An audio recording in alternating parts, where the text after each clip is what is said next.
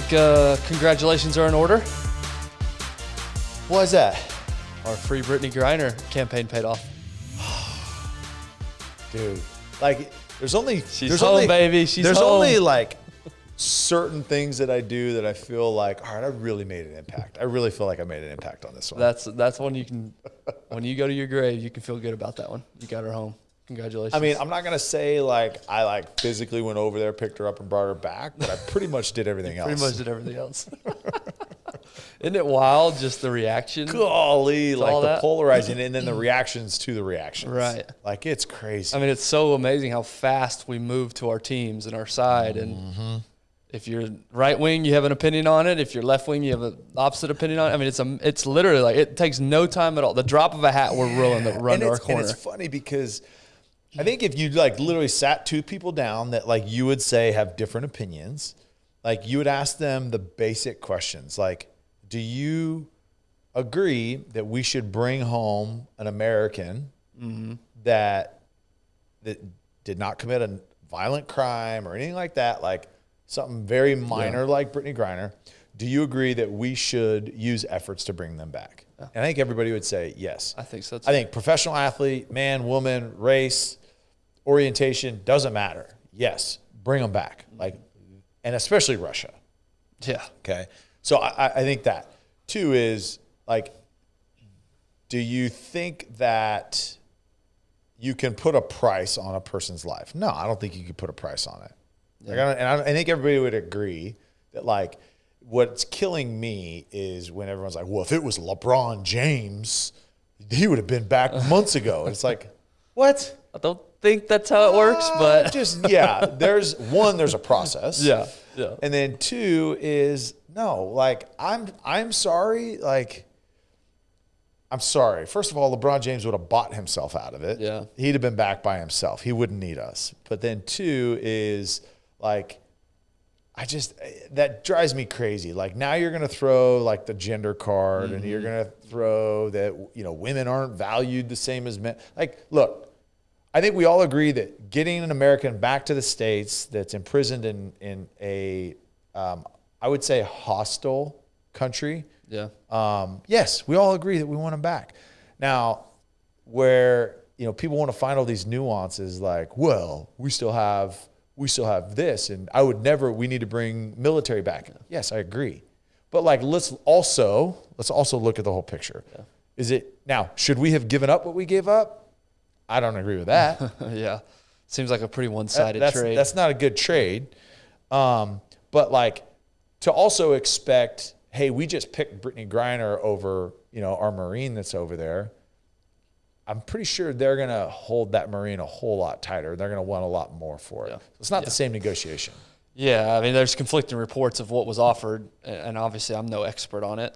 It seems like it was either take her or nothing is what it ultimately ended up being. But yeah, that's the outrage now. So I don't really have much of an opinion on it. I mean, candidly, it doesn't affect me. And I know that may not be the politically correct thing to say.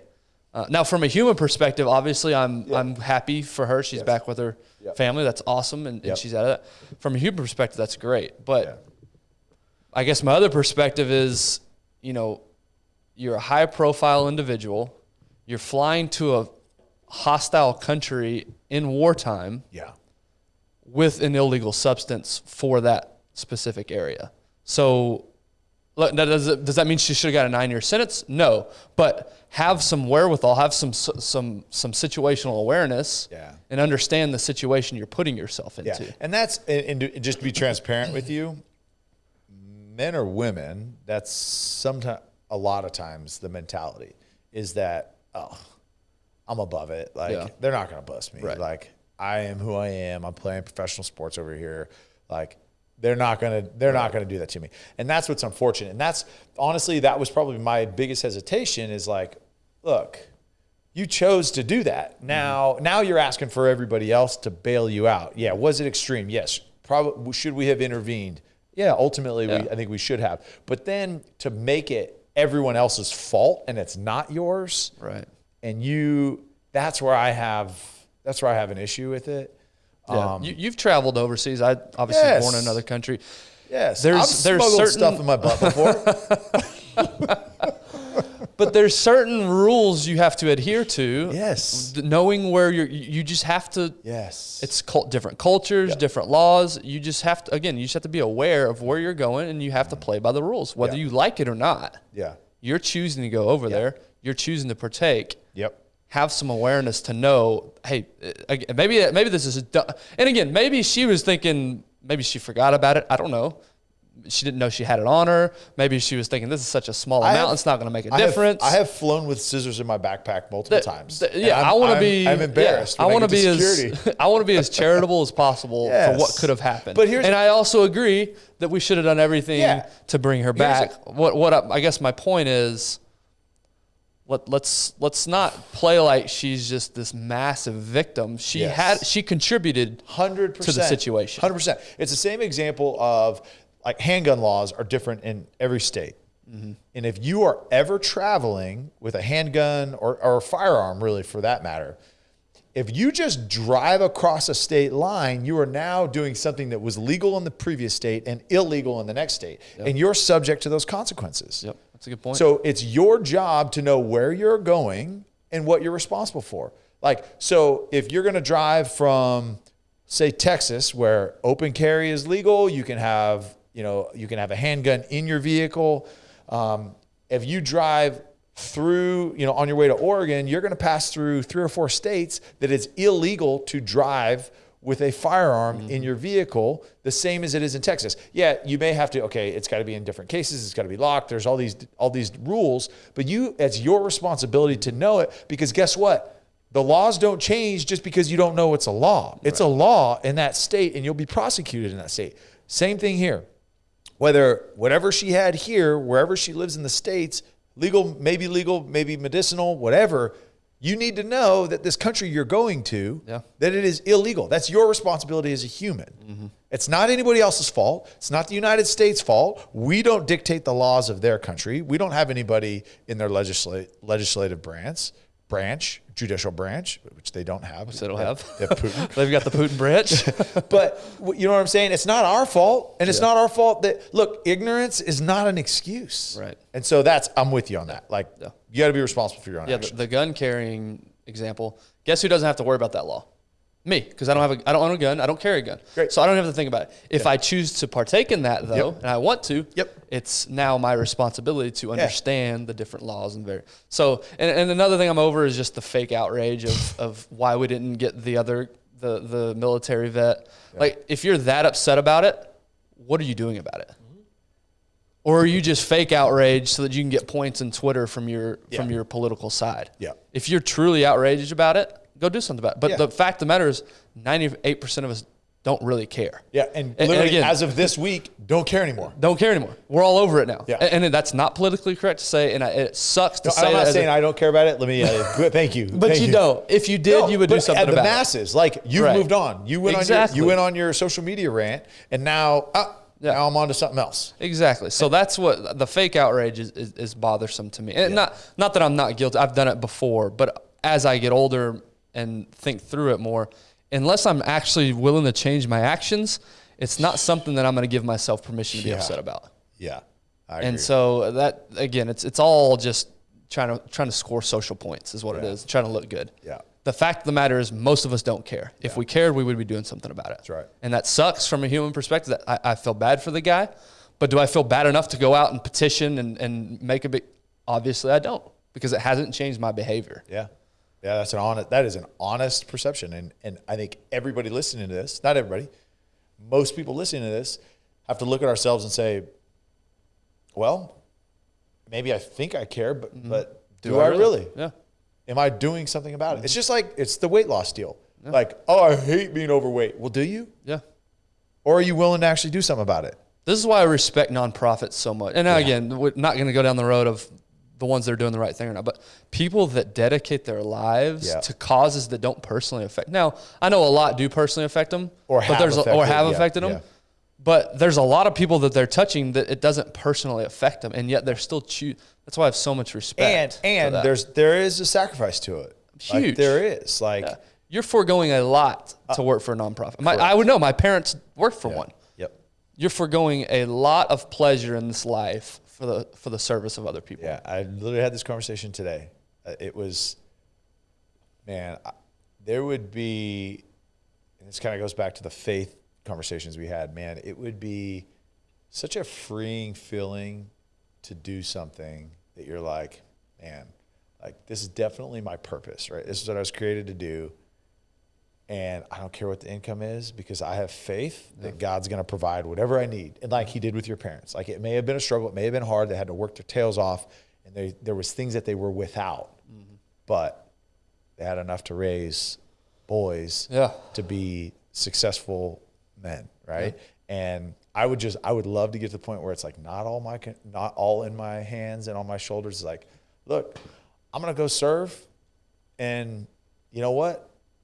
Whatever, because again, we have this in our mind of like what we need to survive. There's a lot more nice to have than there is to have. There's a show on Amazon. It's actually pretty good if you haven't watched it. It's called The English. Emily Blunt, and it's about this British dignitary, and she comes to the U.S. like in the late 1800s, right after the Civil War. And she's going to find, you don't know, and I'm not going to give the whole show. She's going to find this guy because he killed her son. And there's all these twists along the way. But she meets this Native American who actually served in the military and then actually served on teams like and regiments that would like go kill Native Americans, right? There was this whole military push, right, in the 1800s. As Western expansion went, that just their only mission was to wipe out Indians, right? And to kill buffalo, like the 20 million buffalo that were in the U.S. at the time, like went down to like almost zero because that was their food source. And they're like, if we kill the food source, we kill them. But anyways, there's this whole deal. But he served as a Native American and actually was like part of these units that would go like ravage. But he was like as like honorable of a dude. But one of the things that he said, and back to the whole point, that was a big tangent. Back to the thing is, we think we need all these things. A quote that he said in the show, he says, the difference between want and need is what you can fit on a horse. Yeah. And that's it. That's a simple way to look at it, yeah. Like you don't need all that stuff because she had all these like luggages and like trunks and all this stuff. And she's like, I need all my stuff. He goes, the difference between want and need is what you need can fit on a horse. That's good. Joe Rogan actually just recently had a beekeeper on his podcast, of all things, just because he's fascinated by bees and wanted to get to know about it. But got to get that tax exemption in Texas, you know? The reason it goes along with what you're saying is because she had a corporate job. Yep. But she's been fascinated by insects her whole life. Yeah. And she was like, I want to pursue this bee thing. So she started doing like Josh Smith talks about, which that episode hasn't aired yet, or maybe it will air. I guess when this one comes out next week. The Matrix, who knows? But he talks about nights and weekends. Guess what? What's that? It's getting delivered today. Yeah, you got your knife. Woo! So, but she talks about I would study and I would learn on nights and weekends, and she eventually purchased her own hive of bees and kept them in her apartment or in her house at Austin, and that's how she learned. Yeah. And so she's been doing this for years now, and then she turned into a full-time business. Yep. Because she just loves bees. She doesn't care about how much money she makes. Yep. To a certain extent. Yeah. But to the point of, and I don't know how we got down that particular path, but we were talking Brittany Grinder to bees. But the point is that's just so fascinating. Yeah. Like she has decided that this is how I'm gonna spend. This is my purpose. Yeah. Is beekeeping. Yeah. And she's found a way to make it a living. Whatever it is. It was so cool. Whatever it is. So, another internet, and what I really want to talk about today, another internet thing I saw. I'd never heard of this guy, but there's a guy on YouTube. His name goes by Hamza. Hamza. Hamza. He's got 1.33 million subscribers. So I guess he's a big deal in the YouTube world. But he made a video that stuck out to me. I think you'd appreciate. 6 habits making men weak. Ooh. That I want to get your take on. All right. And this video, you can go look it up. It's already got over 1 million views. He just put it up like a week or two ago. So a lot of people have seen it. Hamza. And he went into a little bit of depth over these 6, but what I wanted to do today is get your take and on these 6 habits that are creating weak men. See what you agree with, what you disagree with, what your perspective is on the ones. Now, obviously, we could sit in a room, you and I, and for 20 minutes and probably come up with a longer list than 6. Yeah. But we're going to stick to these 6 for the sake of today's discussion. Like it. Number 1, not being able to control your emotions.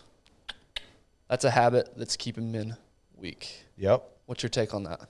I think that's everything. I mean, that's one of the, I think that's one of the biggest things that we lack in is we're so, as men, we're just detached from our emotions and understand.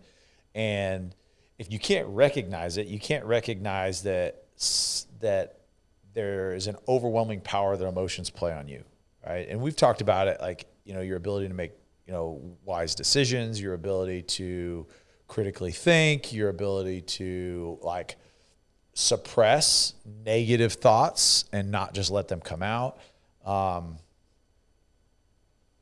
It's big. Yeah. It's really big. And I think it allows us to be controlled rather than to control circumstances.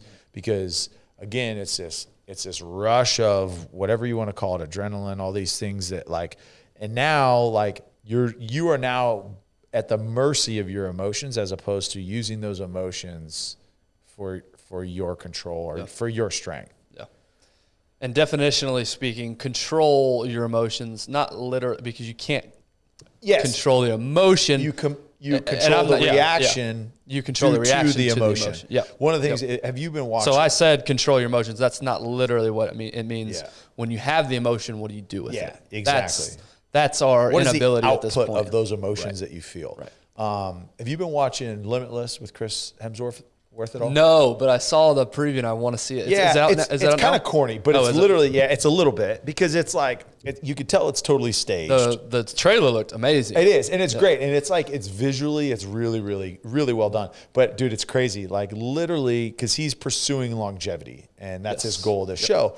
And I think we've talked about every single topic that he's going over. It's like and look, this is they could have saved the show and just subscribed to the One Shot Podcast. Listen, I'm not, this is not me being arrogant. This is not me being that, but literally they could have watched this show and been like, those. Nailed and it. We've had the experts on them when it comes to like sleep, when it comes to emotional, when it comes to, like mental coaching, when it comes to health with, Fountain Life, when it comes to, like Michael Easter, a lot of the things. It's like he kind of like pulled a lot from the One Shot Podcast. Everything from the One Shot, which we pulled from everywhere else. Zero original thoughts on this. There are no original We're just ideas. a congregation of other people's thoughts here, but it really is. But it's good. And the first episode was managing stress, and that becomes an emotion, right? Stress it handles it is a reaction to some sort of stimuli, right? Mm-hmm. But now that's an emotion. And so what he does is he like walks this beam on like a 980-foot skyscraper. Mm-hmm. And it's being able to control and all of these emotions that are coming through your head, thinking about falling, thinking about the worst things that can happen, thinking about whatever, like it's managing that. And then the next one was swimming in the Arctic. And what's the dude? Okay. Swam around, the UK. The British guy? Yes. I know exactly what you're talking about. I forget his name. His name escapes me. He's on the show. He's like his coach through the whole show. I love that dude. Yeah, he does like ultra crazy marathons. Like, I don't know if he's done it yet, but he's going to do the longest consecutive swim like in the Loch Ness Sea or something like that. Jeez. Yeah. But he's a coach on it. He's funny. He laughs all the time. He's awesome. I forget his name, but he's awesome. But he's on it. And so it's like, we're gonna, and so it like starts in like an ice bath, and it's like, oh, this is the craziest thing. But talks about the importance of cold showers, like literally all the things that we talked about. But the one that's a little corny is he does like a 250-meter swim in the Arctic, and it's like 5 laps in a pool.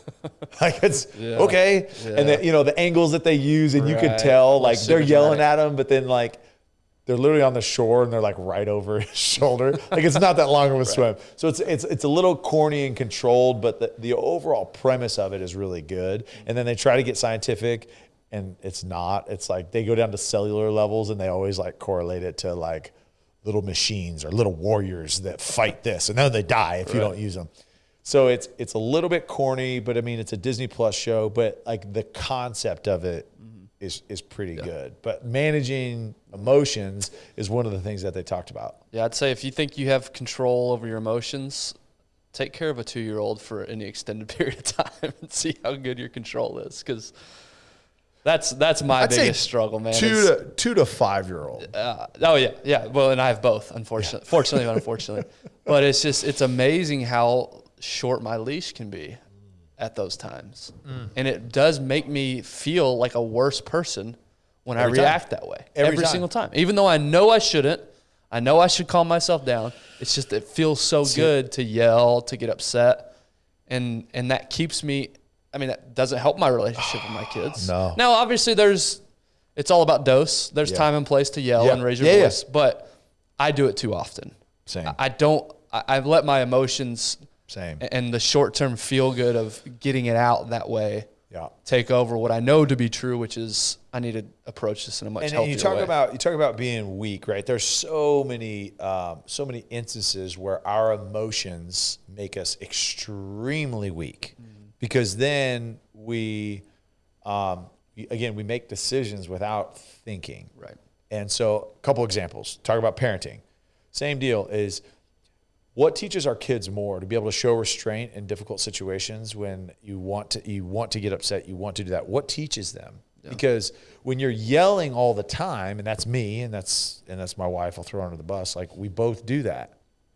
And so then I just have to yell louder because I've got to elevate it, right? For them to actually see that I'm serious. So what teaches them more?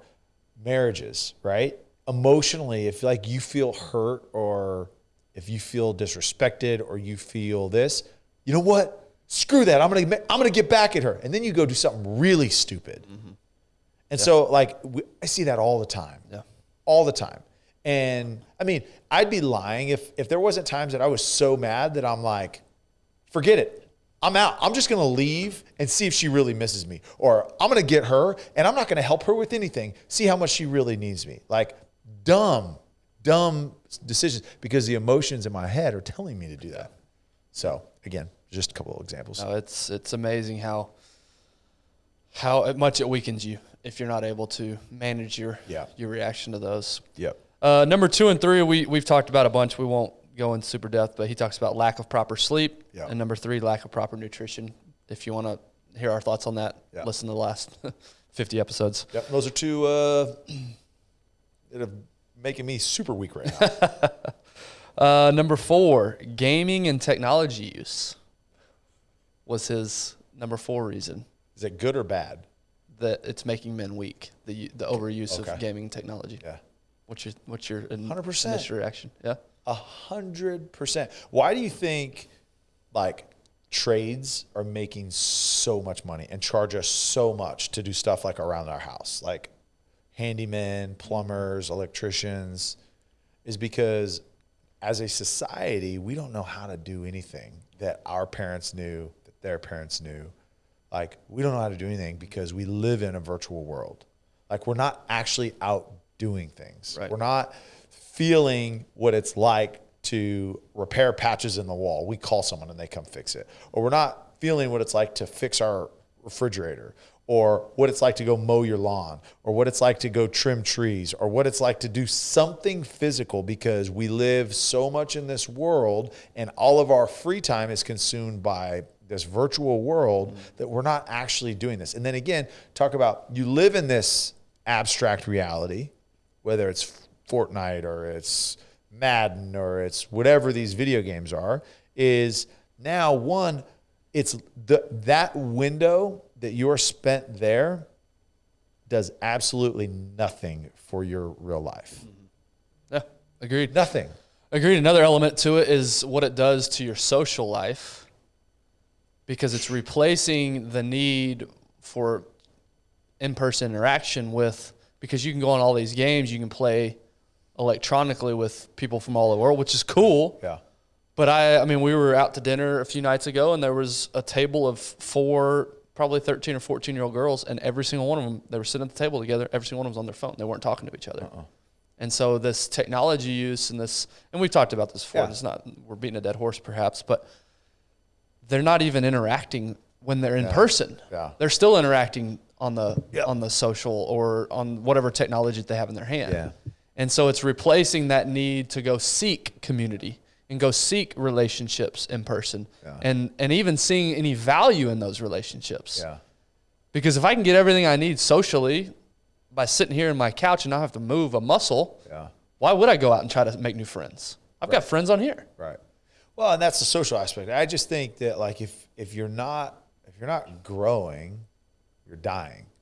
And I just think that just absence, like if you're spending 3 hours a day playing video games, think about how much you could have accomplished in a book, in some sort of study, some sort of like trade or hobby, or how much you could actually gain and learn. Like, who was I talking to? I was talking to somebody this weekend about just this idea. Oh yeah, it was a guy, and he's a big hunter. And during the pandemic, like family that like had been like really just kind of like mean to him prior because of his lifestyle. It was like old conservative versus liberal. And here comes the pandemic, and now you're worried about like, how am I going to survive this if it keeps going to this like Walking Dead type of deal? And it's funny. It's like, how much are you learning how to provide for your family? How much are you learning to protect your family? How much are you learning like in a legitimate situation? What are you going to do? Right. Because one, you're not improving yourself physically. You're not improving yourself mentally, not improving yourself socially. I mean, not improving yourself intellectually. So it was literally a waste of time. It literally, I mean, there's more atrophy going on than there is actual stimulation. Yeah, I like your point about it's taking a lot of the skills that we need in any given day and relying on technology to do those skills. Yeah. And it's replacing. And it's nice. I mean, it is nice to have, things taken care of for you that you don't have to, you can now go focus. But what are you doing with that time now that you have back? Yep. And then if your car breaks down or your plumbing, something's up with your plumbing, or, something that should be relatively easy fix 30 years ago for the individual. Now it's like we just throw our hands in the air and we're like, what do we do? And that gap's getting bigger because sure is. Because like products are getting more complicated, and we're becoming less capable of like operating or repairing those items. Right. So I mean, think about it. Like when I had my very first car was like a 92 single cab Chevy Cheyenne. I bet you don't even know what a Cheyenne was.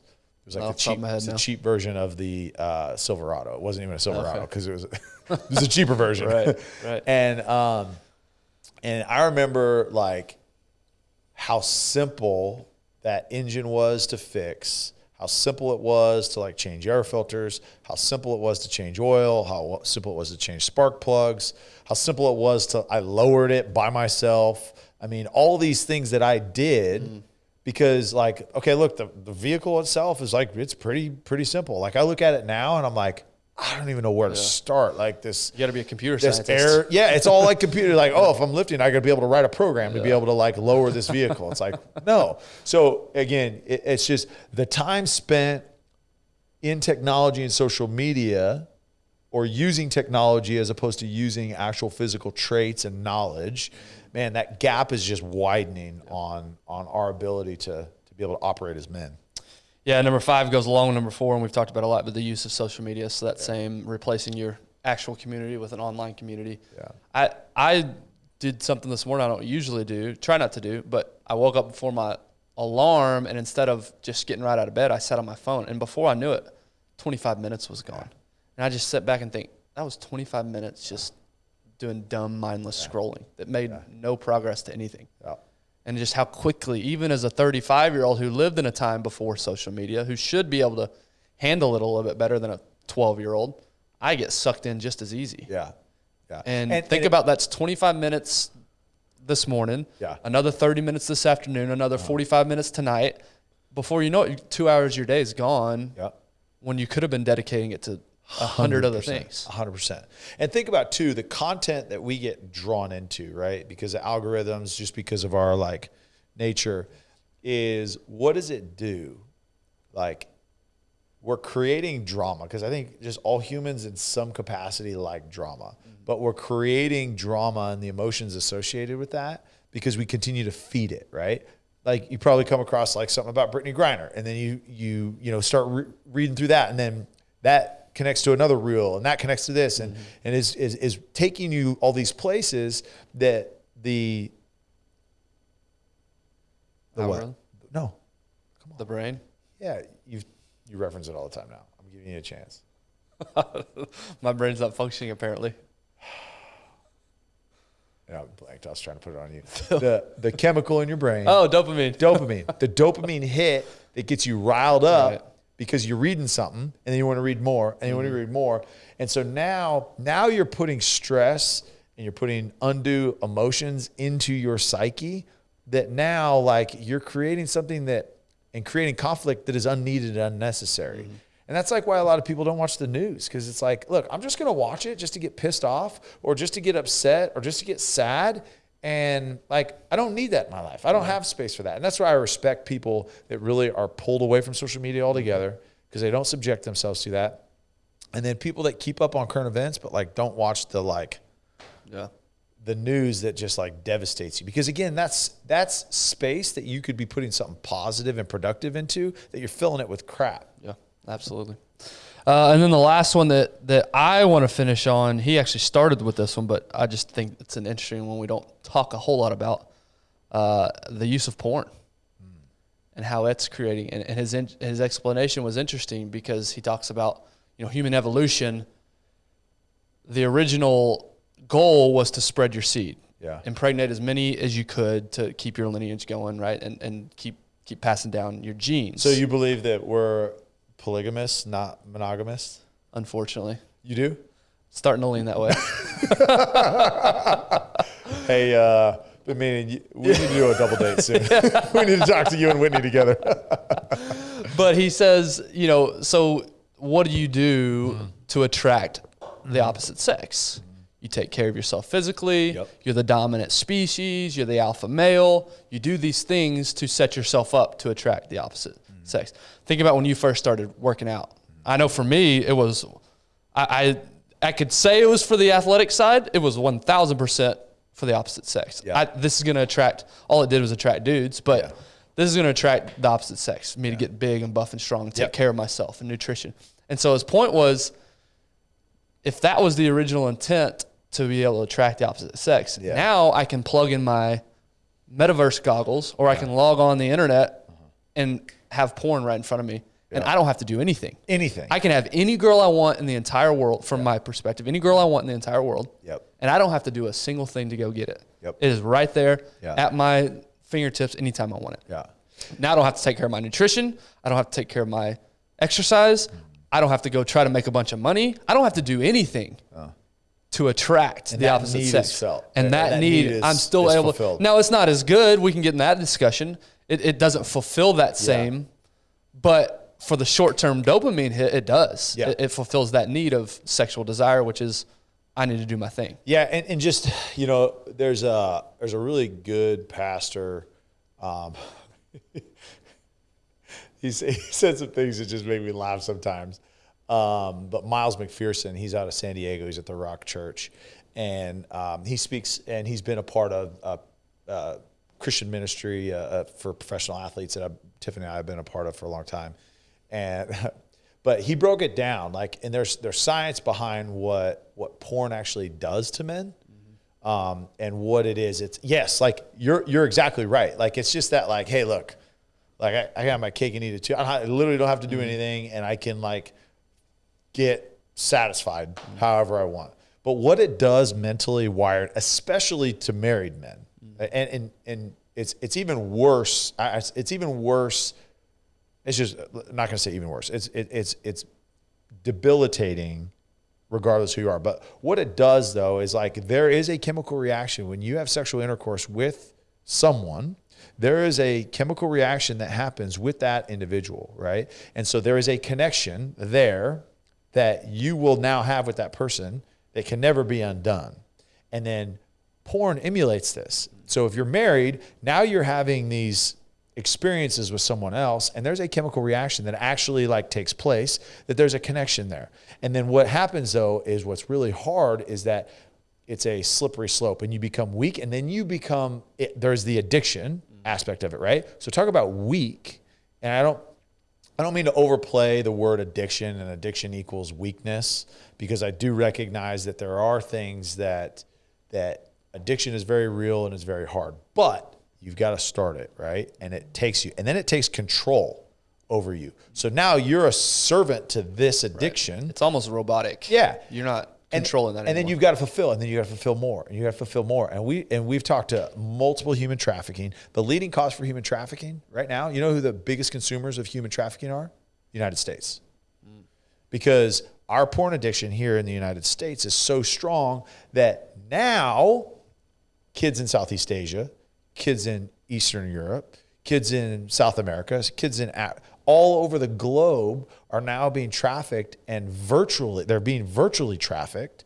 And because it started with hey, I'm going to watch, porn, whatever. And then they watch something more, and then they need more. And then it turns into this, and then it turns into that. And it just escalates and escalates and escalates, just because the pure form, like if you're addicted to cocaine and you're truly addicted to it, at some point, cocaine isn't going to have the same effect as heroin, and you're going to move to heroin, and then you're going to want that, and then so on and so forth, right? And so it's the same thing, it's the same process, and now you're consuming things that are just like you're at a place that you've never been. And then there's marriages all over DFW that porn led into a sex addiction where somebody living in an area that you never would expect it, then are now going and hooking up with prostitutes 2-3 times a week because they have this addiction that has to be felt. You want to talk about like why weakness? That is. Now, I have empathy for men that are in that place, and understand that's a really hard place, and it's not judgment. It's because I do think that real strength comes from admitting it, coming out, and then okay, now I'm on a path to recovery. But like, I 100% agree with you in that, yes, physically there's all these things. We get these things that we don't even have to work for them. It's there. But like the weakness that comes from all of the other impacts that porn does to our community, man, it's sad. And we have dads now that are being removed from families that need to be there for their kids because of this idea of porn. Yeah. I think based on that list, not and this again, idea, we could have this thing called porn, not the idea of it. Yeah, and this list, and we could have come up with 5 or 6 other habits, I'm sure, that are leading. The fact of the matter is, odds are stacked against us as men, and women too. But the further time goes on, the more advancements we make, the more technology advances, the odds are stacked against us from being productive, truly contributing members of society, because there's just so many things that we can reach for pleasure, to make our lives easier. There's so many ways that we can take a lot of the work out of living as time goes on. And so that's maybe the overall theme or point here, is that as the odds continue to stack against us, we've got to be even more vigilant. Doesn't mean you go live some hermit life off the reservation and just no running water. It doesn't mean that. It just does mean that we need to be more mindful than ever about the choices that we're making and the habits that we're creating and the situations we're putting ourselves in. Because everything is designed, and whether it's nefarious or not, everything is designed to take all work and all power away from us. That's where it's all funneled down to taking all of that away from us. And again, whether that's by design or not, that's a different discussion. But the fact of the matter is, we're going to have to be vigilant going forward as men, as women, as anybody on these situations, because it's not getting easier to live this type of way. And whether you're religious or not, there is good that comes from living this way, which is, living or setting up your life in that certain way. That's right. And so, man, and raising young boys. I've got 2 and the 3rd on the way. It's a big thing. It's raising the next whatever generation. you do is exponential. Right. Because there's one of you as dads, and if you have multiple kids. I've got 3 kids. You've got 4 watching everything you do. Yep. Every move you make, every way you react, like you said earlier, every decision that we make, it's imperative that we accept that responsibility and act accordingly. That's right. So anyway. Don't be a bunch of bitches out there, man. That's right. So hopefully you guys enjoyed that. If you did, please help us out by sharing the podcast. Text it to a buddy, text it to a group chat, whatever. Post it to your social media. We're on Instagram at one.shot.pod. We're on YouTube, One Shot Podcast. Anything else? Any closing thoughts? It's good, man. Okay. I like it. All right. Well, appreciate y'all. See you next week. Yeah. Have a good one.